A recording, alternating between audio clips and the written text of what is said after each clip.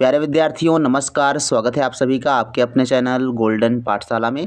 दोस्तों आज की इस वीडियो में कक्षा 7 के विद्यार्थियों के लिए वार्षिक परीक्षा 2025 विषय सामाजिक विज्ञान का संपूर्ण प्रश्न पत्र हल करेंगे। आप सभी लोग वीडियो को लास्ट तक जरूर देखिएगा। प्यारे विद्यार्थियों हमने इस पेपर से सभी प्रश्नों को हल किया हुआ है बहुत ही बेहतर तरीके से। जैसे आपको कॉपी पर लिखना है वैसे हमने बताया हुआ है, तो वीडियो को लास्ट तक ज़रूर देखिएगा।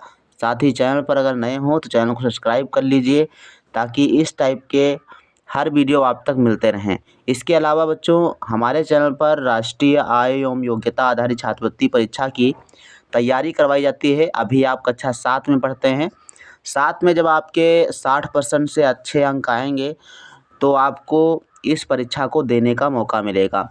कक्षा 8 में जब आप होंगे तो आपको अप्लाई करना होगा राष्ट्रीय आय एवं योग्यता आधारित छात्रवृत्ति परीक्षा के लिए, और अगर आप इस परीक्षा को देंगे और पास हो जाएंगे तो आपको 48,000 रुपये स्कॉलरशिप के रूप में मिलेगा। तो बेहद इम्पोर्टेंट परीक्षा होती है बच्चों, और इस पेपर को अच्छे से आप पढ़िए। सभी वार्षिक पेपर आप सभी को मिलेंगे और जिससे आप जो है अपना स्कोर अच्छा कर पाएंगे। तो आइए बच्चों देखते हैं और प्रश्न पत्र को सॉल्व करते हैं। पहला प्रश्न जो है ये बहुविकल्पी है, इसमें 10 प्रश्न पूछे जाएंगे आपसे। प्रत्येक प्रश्न 1 अंक का होगा। पहला प्रश्न है तराइन का प्रथम युद्ध कब हुआ था? तो इसका पहला ऑप्शन ही सही है। तराइन का प्रथम युद्ध 1191 ईस्वी में मोहम्मद गौरी और पृथ्वीराज चौहान के बीच हुआ था, और दूसरा युद्ध जो है 1192 ईस्वी में हुआ था।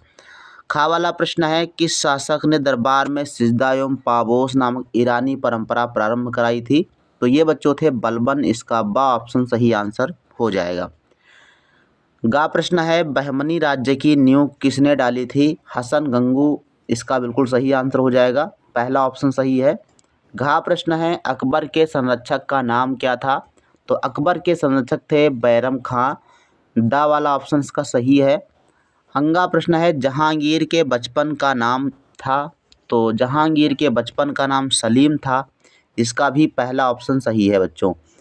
चा वाला प्रश्न है हमारे संविधान के कुल कितने भाग हैं? तो संविधान में 22 भाग हैं। इसका सा ऑप्शन सही है। 6 नंबर प्रश्न है लोकसभा का कार्यकाल कितना होता है? तो 5 वर्ष का होता है, पहला ऑप्शन इसका सही है। जा प्रश्न पूछा जाएगा बच्चों भारत का प्राथमिक प्रथम नागरिक होता है। भारत का प्रथम नागरिक कौन होता है? तो राष्ट्रपति जो होता है भारत का प्रथम नागरिक होता है। जहाँ प्रश्न है पृथ्वी की सबसे ऊपरी परत को क्या कहते हैं? तो सबसे ऊपरी परत भूपर्पटी कहलाती है, पहला ऑप्शन इसका सही आंसर हो जाएगा। यहाँ प्रश्न है पवन द्वारा निर्मित स्थलाकृति है स्टेलेमाइट, डेल्टा, विसर्प या फिर बालुका स्तूप? तो पवन द्वारा निर्मित स्थलाकृति है आपकी बालुका स्तूप। द ऑप्शन इसका सही आंसर हो जाएगा।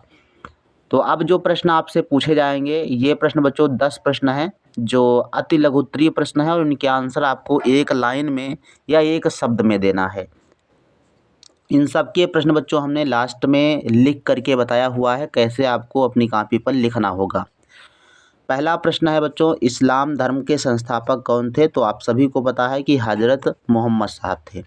खा प्रश्न है दिल्ली सल्तनत का वास्तविक संस्थापक किसे माना जाता है? तो वास्तविक संस्थापक के रूप में जो है कुतुबुद्दीन ऐबक को माना जाता है, क्योंकि ये दिल्ली सल्तनत का है ना।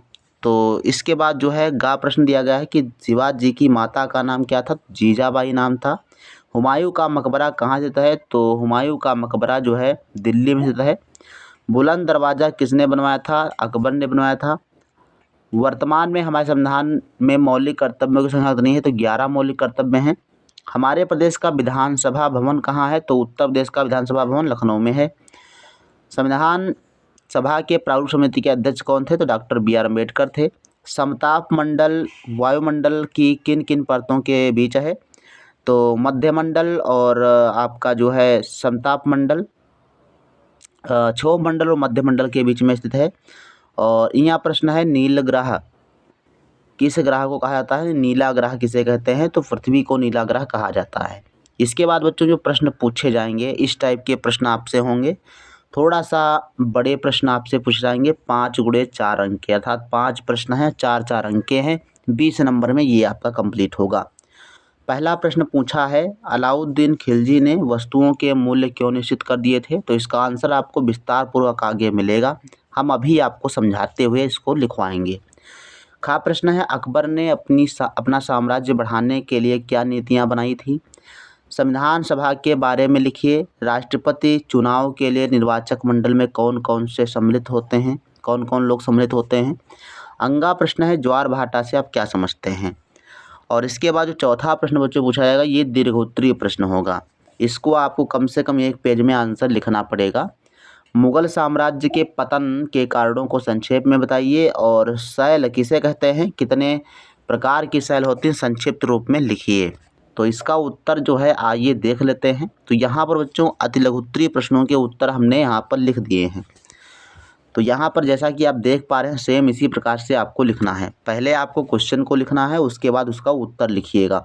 जैसे हमने यहाँ पर लिख दिया, इस्लाम धर्म का संस्थापक कौन था? मोहम्मद साहब इस्लाम धर्म के संस्थापक थे। पूरा नंबर यहाँ से आपको मिल जाएगा। दिल्ली सल्तनत का वास्तविक संस्थापक किसे माना जाता है? तो दिल्ली सल्तनत का वास्तविक संस्थापक कुतुबुद्दीन ऐबक को माना जाता है। तो इस प्रकार से आप जो है इनके आंसर लिख दीजिएगा। हमने यहाँ पर आपको लिख के बताया है। तो इनके आंसर तो हमने पहले ही आपको बता ही दिए हैं, आप देख सकते हैं कैसे लिखना है। बाकी जो है लघुत्तरीय प्रश्नों को आइए देख लेते हैं। अलाउद्दीन खिलजी ने वस्तुओं के मूल्यों को क्यों निश्चित कर दिया था? इसका कारण था, अलाउद्दीन खिलजी ने सेना की आवश्यकताओं को पूरा करने और महंगाई पर नियंत्रण रखने के लिए वस्तुओं के मूल्य निश्चित कर दिए थे। ठीक, तो ऐसे इसका आंसर आप लिख दीजिएगा। खा प्रश्न पूछा गया था कि अकबर ने अपना साम्राज्य बढ़ाने के लिए क्या नीति अपनाई थी?